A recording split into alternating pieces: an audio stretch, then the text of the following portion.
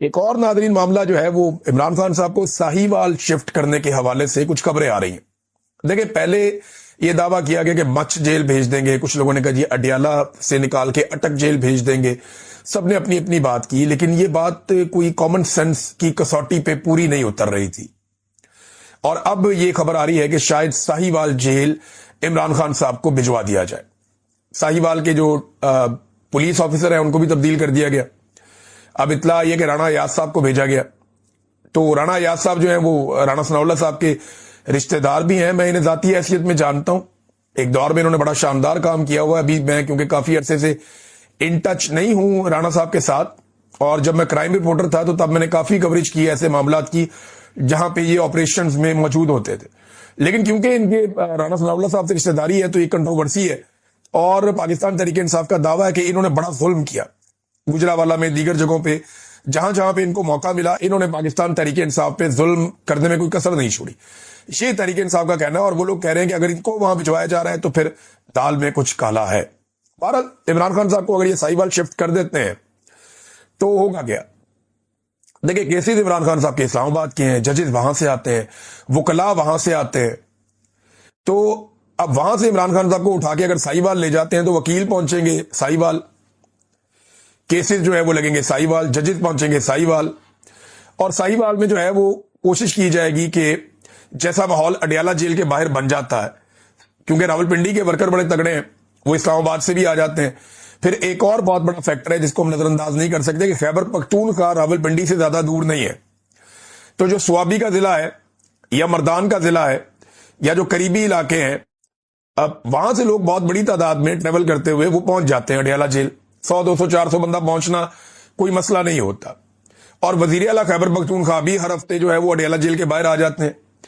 تو ان سارے سرکمسٹانسز سے اور ان چیزوں سے اوائڈ کرنے کے لیے ساہیوال جیل کی آپشن پہ غور ہو رہا ہے ایک خبر کے مطابق، اور اگر ساہیوال عمران خان صاحب کو لے جایا جاتا ہے تو ان چیزوں کو کنٹرول کرنے کی کوشش کی جائے گی۔ وزیر اعلیٰ ہر ہفتے نہیں آ پایا، پھر یہ کیونکہ یہ پنجاب کا ایک سینٹر ہے تو یہاں پہ تو ایک بربریت ہے نا پی ایم ایل این کی، ان کا کنٹرول پولیس کے ذریعے سے بہت زبردست ہے، تو وہ کوشش کریں گے کہ ہائی پریزن جو جیل ہے اس کے آس پاس کوئی پرندہ بھی پر نہ مارے۔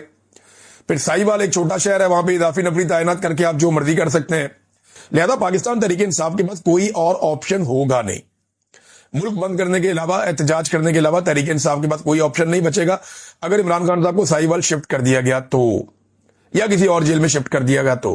اور پاکستان تحریک انصاف کے لوگ یہ دعویٰ کر چکے ہیں، بار بار کہہ چکے ہیں کہ عمران خان صاحب نے کیٹیگوریکلی کہا ہے کہ اگر میری جیل کو شفٹ کرے، میری مرضی کے خلاف کوئی اقدامات یہ کریں تو پھر آپ لوگوں نے ملک بند کر دینا۔ اب دیکھتے ہیں کہ اس کا رد عمل کیا آتا ہے۔ بھارت رانا ثناء اللہ صاحب نے ایک آفر کی تھی اپوزیشن کو یا پاکستان تحریک انصاف کو کہ ایک پارلیمانی کمیٹی بنا دیتے ہیں، اس میں سینیٹرز ہو جائیں گے، اس قومی اسمبلی کے ممبرز ہو جائیں گے، آپ کے باقی اراکین ہو جائیں گے، تو ایک کمیٹی بنا لیتے ہیں، ہمارے بندے بھی شامل ہو جاتے ہیں، آپ کے بھی شامل ہو جاتے ہیں، تو عمران خان صاحب کے جیل کے معاملات ہم دیکھ لیتے ہیں، ملاقات بھی کروا دیتے ہیں۔ تو اس پر پاکستان تحریک انصاف نے کہا جی ٹھیک ہے، کریں، فوراً کریں۔ انہوں نے عقل مندی کا ثبوت دیا، رانا ثناء اللہ صاحب کو لگتا تھا کہ شاید یہ نہیں مانیں گے، لیکن انہوں نے کہا جی کریں، بالکل کریں آپ، بلکہ آپ رانا صاحب اس کے اندر آپ بھی شامل ہوں۔ ان کو آفر کر دیا کہ آپ سربراہی میں بنا لیں بے شک، لیکن اب پتہ چلا ہے کہ وہ اس آفر سے بھی پیچھے ہٹ گئے ہیں، ان کو بھاگنا پڑا اس آفر سے، کیونکہ اسٹیبلشمنٹ کی اجازت کے بغیر یہ لوگ کچھ نہیں کر سکتے، ان کے بس میں کچھ نہیں ہے۔ یہ ایمل ولی خان صاحب کا سٹیٹمنٹ مجھے بڑی تکلیف ہوئی پڑھ کے۔ یہ پانی مارتے ہیں نا عمران خان صاحب کی بہنوں پر، اور پانی پھینکتے ہیں ان کے اوپر سردی میں، انہیں تکلیف دیتے ہیں۔ اب یہ ماؤں بہنوں کی عزت جو ہے وہ تو خیبر پختونخوا کے ہمارے لوگوں کی شان ہے، وہ تو بہنوں کی بہت عزت کرتے ہیں، ماؤں کی بہت عزت کرتے ہیں، خواتین کا بہت احترام کرتے ہیں، وہ تو لڑائی چھوڑ دیتے ہیں، خاتون چل کے آ جائے تو وہ تو پرانی دشمنیاں ختم کر دیتے ہیں۔ لیکن یہاں میں یہ دیکھ رہا ہوں کہ ایمل ولی خان کا سٹیٹمنٹ ہے یہ گند پانی سے صاف نہیں ہوگا۔ اچھا، اور لوگ بھی یہ حرکتیں کرتے ہیں لیکن مجھے اتنی تکلیف نہیں ہوتی۔ ایمل ولی خان کی اس لیے ہوتی ہے کہ بادشاہ خان اور ولی خان، ان کے گھر سے اس طرح کی آوازیں نہیں آنی چاہیے تھی۔ سینٹ کی صرف ایک سیٹ کے لیے کوئی آدمی اس حد تک گر سکتا ہے؟ مجھے بڑی تکلیف ہوتی ہے ایمل ولی خان کو جب میں ایسی باتیں کرتے ہوئے دیکھتا ہوں، لیکن یہ اس کا نتیجہ بھی انہیں بھگتنا پڑے گا۔ عوام یہ سارا کچھ دیکھ رہی ہے، اور اب یہ کبھی بھی جمہوری نہیں کہلا سکیں گے اپنی زندگی میں. یہ غیر جمہوری لوگ ہیں، اور یہ رجسٹرڈ ہو چکا ہے کہ یہ لوگ یا ان سے زیادہ غیر جمہوری کوئی نہیں ہے. اگر آج وزیر اعلیٰ خیبر پختونخوا دوبارہ اڈیالہ گئے تو یہ ان کا 11واں چکر ہوگا. اس سے پہلے وہ عدالتی آرڈر لے کر کئی مرتبہ گئے ہیں، لیکن انہیں ان کے لیڈر سے ملاقات کی اجازت نہیں ملی. عمران خان صاحب کے نام پہ انہوں نے ووٹ لیا ہوا ہے، اور عمران خان سے وہ ملاقات کرنا چاہتے ہیں. ان کی ملاقات نہیں ہونے دی جاتی. عمران خان صاحب کی بہنیں جاتی ہیں تو ملاقات نہیں ہونے دی جاتی. اب یہ ایک انٹرنیشنل ایشو بنا ہوا ہے، دنیا بھر میں میڈیا اس کے بارے میں آواز اٹھا رہا ہے. عمران خان صاحب کے جو بیٹے ہیں انہوں نے اس بات کا اب تہیہ کیا ہے، فیصلہ کیا ہے کہ وہ کچھ نہ کچھ ایکٹیویٹیز کرتے رہیں گے، اور اتنی آسانی سے اپنے والد کو قید تنہائی میں نہیں رہنے دیں گے. اب وہ جو ایکٹیویٹیز ہیں وہ آنے والے دنوں میں آپ کو نظر آئیں گی. ناظرین، میں نے عمران خان سے ایک چیز سیکھی. یعنی بہت ساری ایسی چیزیں ہیں جو پاکستان میں پاکستانیوں نے عمران خان سے سیکھی ہیں، اور عمران خان نے واقعی ایک ٹیچر کی طرح اس قوم کو بہت ساری چیزیں سکھائی ہیں. ہار جیت کا معاملہ ہو، ڈٹ جانے کا معاملہ ہو، بہت ساری چیزیں جو انسان کے کریکٹر میں ہوتی ہیں. اس نے لوگوں کو لڑنا سکھایا، مقابلہ کرنا سکھایا. پاکستان میں بے شمار لوگوں نے پاکستانیوں کو یہ بات سمجھائی کہ پاکستان کی ملٹری اسٹیبلشمنٹ پاکستان کے لیے ایک مصیبت ہے، ایک پرابلم ہے، اور ان کی پالیسیز کا پاکستان کو لگاتار نقصان ہو رہا ہے. سمجھ ہی نہیں آئی کبھی قوم کو. لیکن جب یہ بات عمران خان نے سمجھائی تو آج قوم کا بچہ بچہ یہ بات جانتا ہے. ایک کنٹریبیوشن تو ہے عمران خان کا بہت بڑا. میں نے ان سے ایک چیز سیکھی عمران خان صاحب سے کہ میں یہ سوچتا تھا وہ ایک بات بار بار کیوں کرتے ہیں، بار بار کیوں کرتے ہیں، بار بار کیوں کرتے ہیں. بہت سارے لوگ تنقید کرتے تھے ایک ہی تقریر ہے عمران خان بار بار کرتا ہے، وہی باتیں بار بار ریپیٹ کرتا ہے، وہ کیوں بار بار وہی بات کرتے چلے جاتے ہیں. تو میں نے اس سے سیکھا کہ عمران خان نے وہ باتیں اتنی مرتبہ کی کہ وہ لوگوں کو زبانی یاد ہو گئی.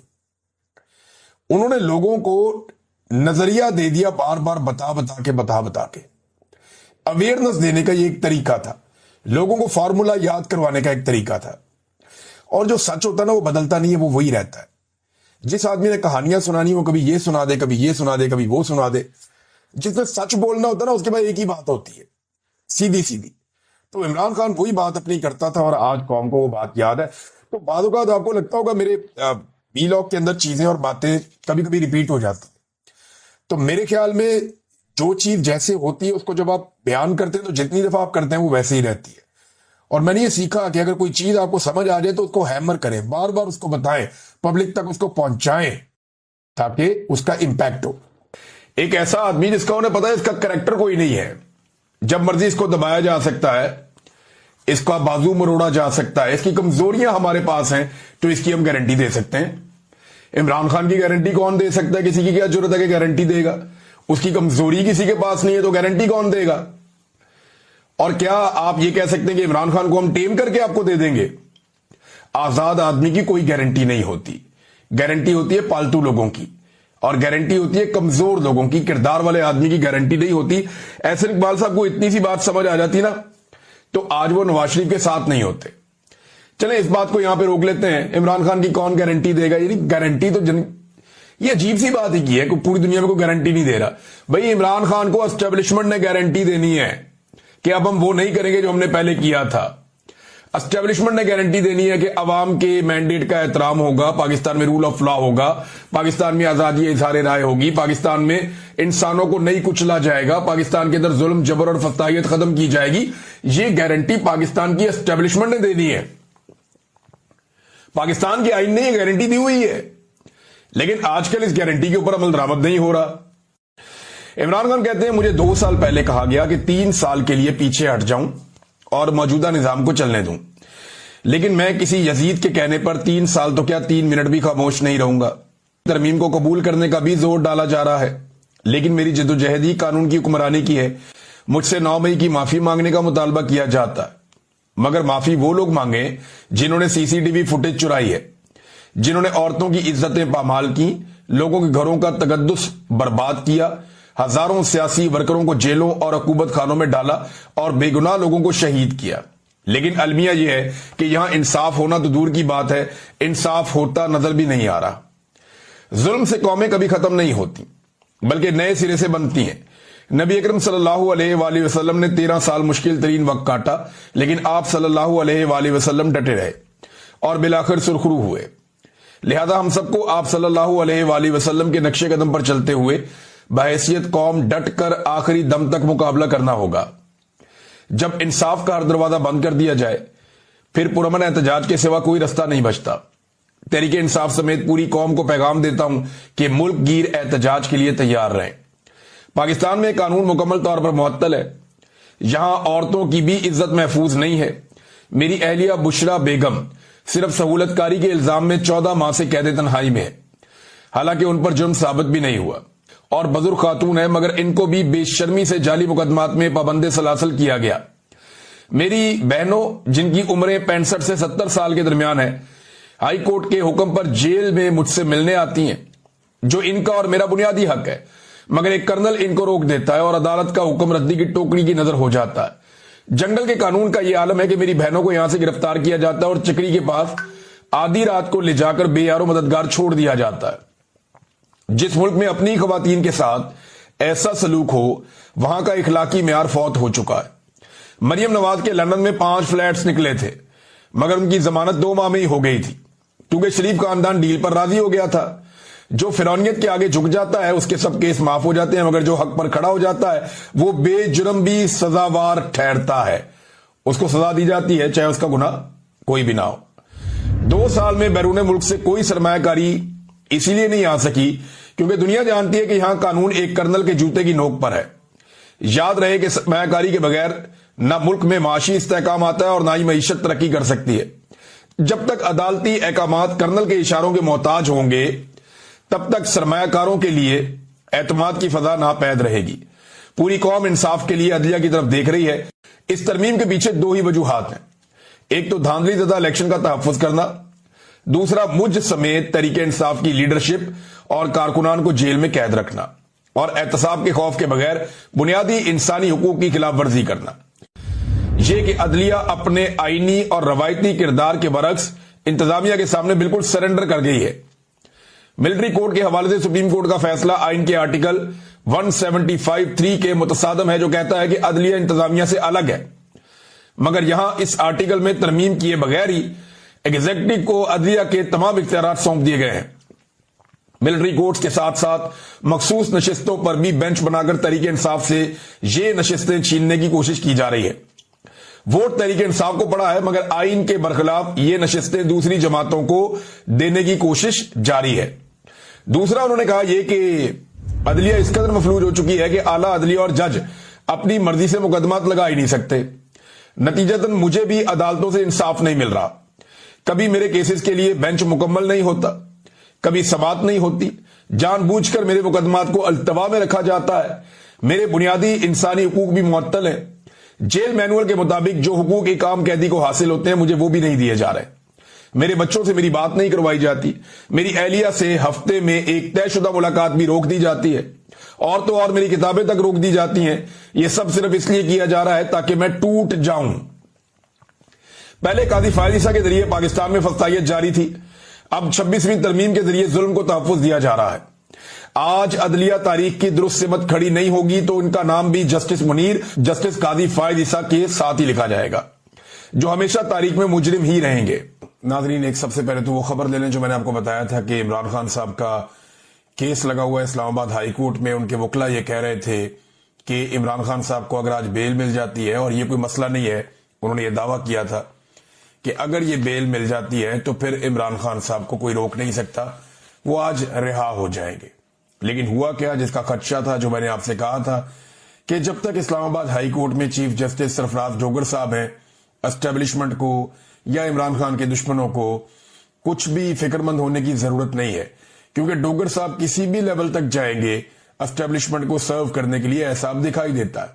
ہوا یہ کہ جب عمران خان صاحب کے کیس کی سماعت ہوئی، سب سے پہلے تو یہ ہے کہ باہر کرفیو لگا دیا گیا۔ اسلام آباد ہائی کورٹ میں ایسا لگتا ہے کہ مارشل لا لگ گیا، اور باہر اضافی نفری پولیس کی تعینات، خاردار تاریں اور بڑا بندوبست کیا گیا۔ صحافیوں کو اور وکلا کو بھی اندر جانے سے روکا جا رہا تھا۔